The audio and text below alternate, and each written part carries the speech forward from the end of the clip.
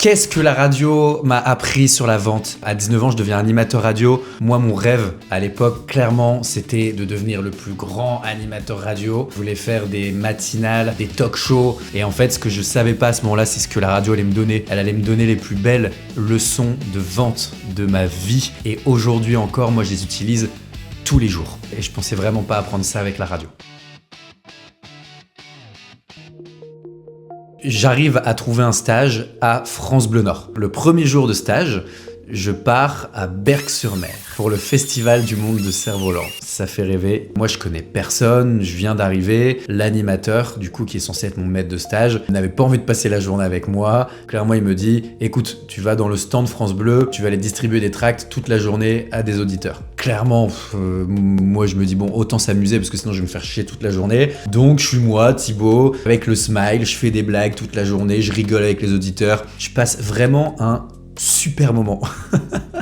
Le mec distribue des tracts, il passe un moment incroyable. Je bosse avec un mec de France Bleu aussi, qui avait un petit KOE France Bleu, et ça le fait rire en fait. Toute la journée, je le fais rire avec mes vannes. Et à la fin de la journée, il y a le mec avec qui je bossais, qui vient me voir et qui me dit bon bah voilà, est-ce que tu sais qui je suis ? Donc moi je lui dis bah écoute non, j'en ai aucune idée, je sais que tu bosses à France Bleu parce que t'as un KOE France Bleu, donc j'imagine que tu bosses à France Bleu. Et il me dit bah oui, et je suis le directeur général de France Bleu Nord. Merde putain, parce que j'ai quand même balancé pas mal de dingueries avec les auditeurs etc, vraiment un peu en mode j'en ai rien à foutre, mais ça faisait rire les auditeurs et ça le faisait rire. Et donc il me dit écoute, demain matin, rendez-vous dans mon bureau à 9h. Je me dis ah putain ça y est, fait chier, je vais me faire virer encore une fois, j'arrive mais stressé comme jamais, boule au ventre. Et là en fait le directeur, qu'est-ce qu'il me dit ? Ouais, qu'est-ce que tu veux faire plus tard ? Je dis bah moi mon rêve c'est de devenir le futur Camille Combal, Laurent Ruquier. Moi je veux faire de la radio, j'aime ça, je veux animer des talk shows, c'est mon rêve absolu. Ce directeur me dit clairement, de ce que j'ai vu hier, t'as clairement quelque chose.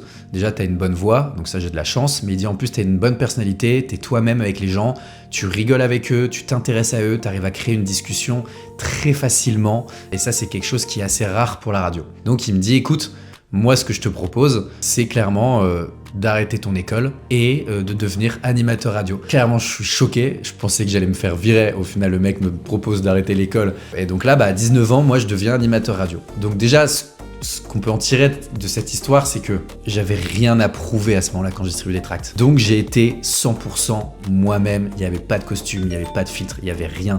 J'étais moi avec mes mots, mon passé, mon histoire, qui je suis et comment je parle aux gens. Et c'est ça qui a plu en fait au directeur. Si j'avais joué un rôle, si j'avais voulu plaire, ça se trouve je serais jamais devenu animateur radio. Et au début, je suis ultra mauvais.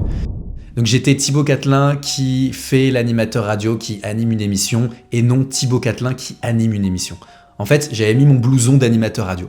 C'est-à-dire que je parlais plus du tout avec mes mots, j'avais perdu tout ce que lui avait vu. Donc même lui, il commençait à se poser des questions. Et en fait, je jouais l'animateur radio, c'est-à-dire que j'écoutais beaucoup d'émissions, je reprenais des phrases que j'aimais bien, je reprenais des phrases toutes faites, mais qui n'étaient pas moi. C'était des gens qui le disaient, qui étaient eux, qui étaient très bons parce qu'ils parlaient avec leurs mots, leur manière d'être et leur personnalité. Je préparais tout, je récitais un script, et du coup, à l'antenne, c'était bien. Donc c'était bonjour à tous, voilà, merci d'être avec nous, etc. On passe un bon moment. Je me démarquais pas du tout des autres. Et c'est ce que mon directeur, il arrêtait pas de me dire. Il me disait, mais Thibaut, t'es bon, mais t'es pas toi. Amuse-toi. Amuse-toi. Quand tu vas t'amuser, que tu vas prendre des risques, mais juste parce que tu seras toi-même, tu vas voir que tu peux exploser et là tu pourras atteindre ton rêve. Comme dans la vente. Dans la vente, quand vous êtes pas vous-même, quand vous récitez votre script, quand vous essayez de faire comme le collègue qui vend super bien, parce que lui quand il dit ça, ça fonctionne, bah vous ça fonctionne pas forcément. Parce que vous êtes pas vous-même, parce que vous jouez un rôle, parce que vous mettez le costume et vous êtes dans une posture de je suis vendeur. Et c'est pour ça qu'aujourd'hui les très bons vendeurs ou les très bons animateurs radio, même les très bons acteurs, ils sont rares. Parce que la plupart des autres, ils veulent copier en fait. Ils n'arrivent pas à ramener leur personnalité dans leur boulot. Et moi aujourd'hui, c'est ce que j'essaye de faire comprendre à toutes les personnes que je forme, et c'est ce que je fais d'ailleurs, et c'est ce que j'ai réussi à faire, c'est de ramener leur personnalité dans la vente, qu'ils soient vraiment eux-mêmes, parce que déjà, ils s'amusent, et d'un coup, il y a un truc qui relâche, et ils se disent « Putain, mais en fait, c'est pas si compliqué, c'est simple, quoi. » Un jour, je suis appelé pour un de mes premiers plus gros remplacements. Donc, je suis appelé pendant 1 ou 2 mois à Dijon pour faire le 16h-19h. Donc, il y a une émission qui est quand même pas mal écoutée, même si c'est l'été. Ça se trouve, il y avait personne qui m'écoutait, en fait. Horrible. Sauf que, vu que c'est l'été, il y a personne. Il y a personne à France Bleu Dijon. Il y a personne pour m'accueillir. Il y a personne pour m'expliquer ce que je dois dire et ce que je dois faire dans l'émission. En vrai, là, j'en parle avec le smile, mais c'était horrible. Je me suis mis, en fait, à recréer totalement toute l'émission. C'est-à-dire que je suis parti dans la rue avec un micro, j'ai commencé à aller interviewer des gens, à aller voir s'il y avait des marchés, parler avec les commerçants, savoir un petit peu ce qui se passe l'été comme activité, comme festivité, etc. Et en fait, j'ai interviewé plein de gens, je disais est-ce que vous, demain, je peux vous appeler en direct à l'émission? Je voyais qu'il y avait un événement la semaine d'après, donc je fais ah bah tiens, ça je vais pouvoir en parler. J'ai recréé toute l'émission. Je l'ai fait à ma sauce. Et donc en fait, ce jour-là, j'ai été 100% moi-même puisque je suis sorti des codes. Et j'avais pas peur, j'étais en mode, de toute façon, t'as pas le choix Thibaut.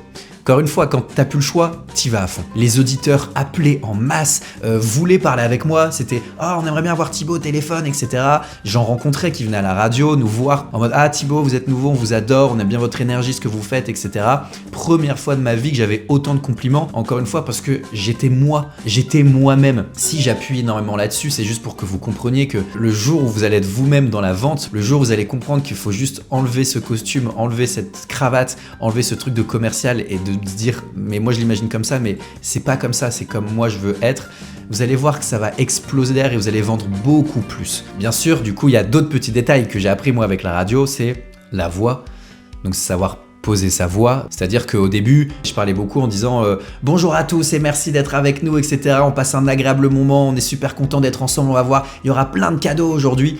Sauf que quand on parle comme ça, en fait, on parle à personne. On s'adresse à tout le monde en fait, mais on s'adresse pas à une personne. Bonjour à tous et bon réveil, j'espère que vous passez une très bonne journée. On a plein de cadeaux à vous offrir ce matin. Vous pouvez nous appeler au nananana et tout de suite on écoute. Voilà. Et en fait, en parlant comme ça, bah, tout de suite la personne elle se sent beaucoup plus touchée.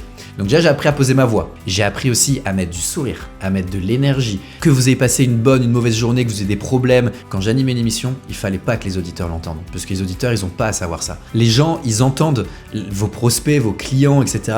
Ils entendent directement si vous êtes stressé ou non, dans quelle humeur vous êtes. Et ça, ils ont pas à l'entendre. Parce que ça, en fait, tout de suite, ça va mettre un ton sur la suite de votre call ou de votre rendez-vous. Donc ça, vous devez faire un effort là-dessus. C'est-à-dire que vous devez vous concentrer déjà sur l'autre personne.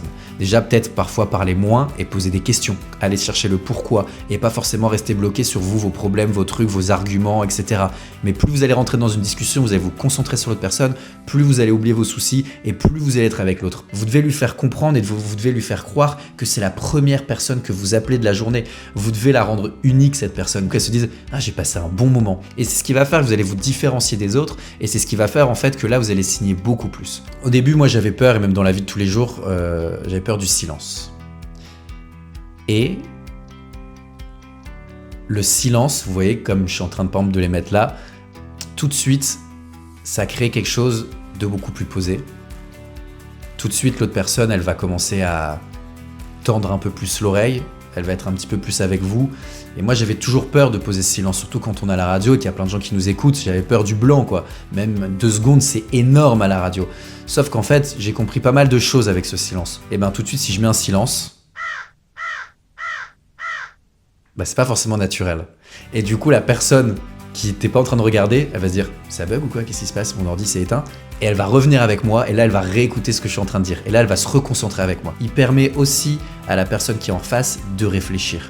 La personne a besoin de réfléchir. Et malheureusement, il y a beaucoup de mauvais sales qui ne laissent pas la place à l'autre parce qu'ils ont peur de ce que l'autre va dire. Quand ils donnent un prix, par exemple, tout de suite ils vont dire « Mais après, bon, vous savez, voilà, nous aujourd'hui, en tout cas, notre produit, il est vraiment bien hein, pour ça, ça, ça, ça, ça, ça. » Laisse le temps à la personne de réfléchir sur ce que tu as dit. Vous êtes obligé de vous adapter, donc encore une fois, être dans l'écoute pour comprendre si la personne, elle a l'air bien, pas bien, etc.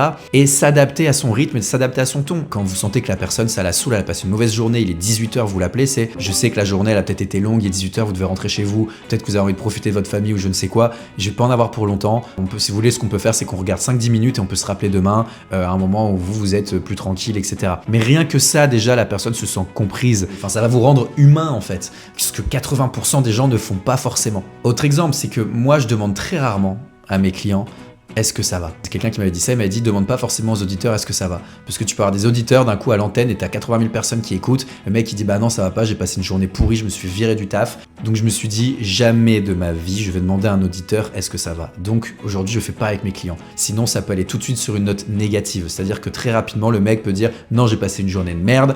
Bah toi t'arrives direct avec une note négative et après t'es en mode ok bon je vais essayer de rattraper ça. Ou vous inquiétez pas on va passer un bon moment. Non allez c'est bon tu passes à côté, ça passe à la trappe. Donc en fait voilà, moi quand je suis devenu en gros directeur commercial, mais même quand je suis devenu sales, j'avais l'impression un peu d'apprendre un nouveau métier, et c'est pour ça qu'au début j'étais très mauvais, parce que j'avais l'impression d'apprendre un nouveau métier et donc d'enfiler ce costume de vendeur. Alors qu'en fait, quand je suis devenu top performer, je me suis rendu compte que ce que je mettais en place, et ben en fait c'était tout ce que j'avais appris dans ma vie avant, que tout ce que j'avais appris à la radio, tout ce que j'ai appris à l'acting, tout ce que j'ai appris à l'école, tout ce que j'avais appris en faisant des petits boulots comme Barcelone, tout ça, moi, toutes ces expériences, elles m'ont appris surtout pas à vendre, ça m'a appris à comprendre l'humain et à savoir qui j'ai en face de moi et à m'adapter en face. Le plus important, c'est pas ce que vous dites.